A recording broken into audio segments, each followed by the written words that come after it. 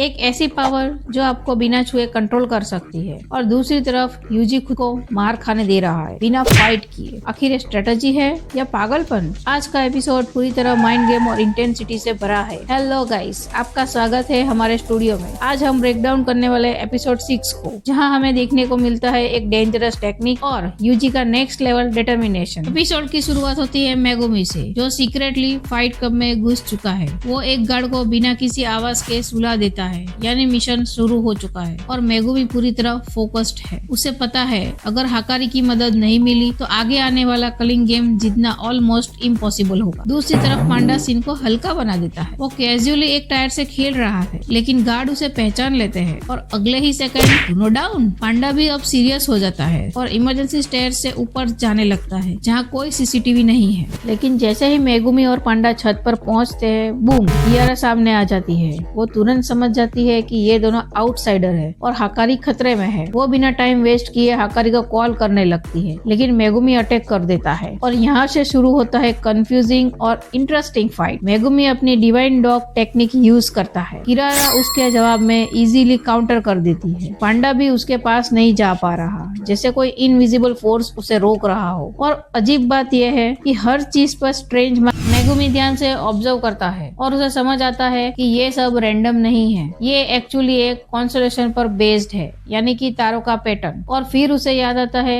Southern cross constellation. इसमें 4 star होते हैं और हर टारगेट को 1 स्टार असाइन किया जाता है। अब ट्विस्ट ये है, अगर 2 ऑब्जेक्ट को सेम स्टार मिला है तो वो एक दूसरे की तरफ खींचे जाएंगे और मूवमेंट भी रैंडम नहीं बल्कि फिक्स्ड ऑर्डर में ही पॉसिबल है। जब मेगुमी अपनी इंटेलिजेंस दिखाता है, वो समझ जाता है कि डायरेक्ट अटैक अब काम नहीं करेगा, इसीलिए वो रैबिट एस्केप टेक्निक यूज करता है और इनडायरेक्टली सही पोजीशन तक पहुंचने की कोशिश करता है। वो पैटर्न समझकर सही रूट फॉलो करता है और फाइनली किरारा तक पहुंचने में सक्सेसफुल हो जाता है। परफेक्ट टाइमिंग के साथ उसका डाइविंग डॉग पीछे से अटैक करता है। किरारा कंप्लीटली सरप्राइज हो जाती है और ट्रैप में फंस जाती है। अब उसे अपनी टेक्निक बंद करनी पड़ती है और फाइट यहीं खत्म हो जाती है। लेकिन असली हाईलाइट अभी बाकी है। यूजी हाकारी के सामने होता है और उसे कन्विंस करने की कोशिश करता है। हाकारी उसे बार बार पंच करता है, लेकिन यूजी ना डिफेंड करता है ना अटैक करता है, क्योंकि वह चाहता है हाकारी उसकी डिटर्मिनेशन देखे और खुद को एक गियर बताता है जो सिस्टम को चलाने के लिए जरूरी है। आखिरकार हाकारी उनकी बात सुनने के लिए तैयार हो जाता है, लेकिन तभी कलिंग गेम में एक नया रूल ऐड हो जाता है, जिससे हर प्लेयर एक दूसरे की इंफॉर्मेशन देख सकता है। अब गेम और भी डेंजरस हो चुका है।